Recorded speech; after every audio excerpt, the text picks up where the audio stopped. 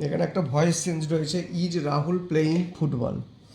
Voice চেঞ্জটি হচ্ছে interrogative সেন্টেন্সে। ভয়েস চেঞ্জের নিয়ম অনুসারে আমাদের প্রথমে টেন্সটাকে আইডেন্টিফাই করতে হবে।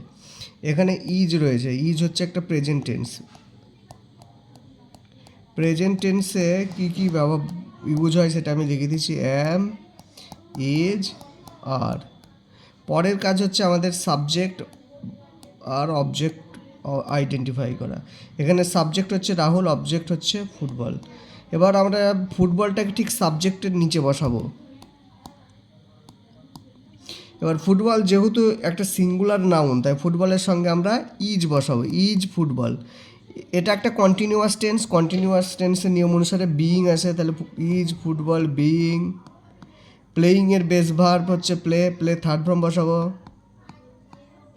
প্রিপোজিশন হিসেবে বাই, সাবজেক্ট অবজেক্ট হয়ে যাবে রাহুল। এবার যেহেতু এটা ইন্টারোগেটিভ সেন্টেন্স, অবশ্যই আমরা এখানে কোশ্চেন মার্ক ইউজ করব।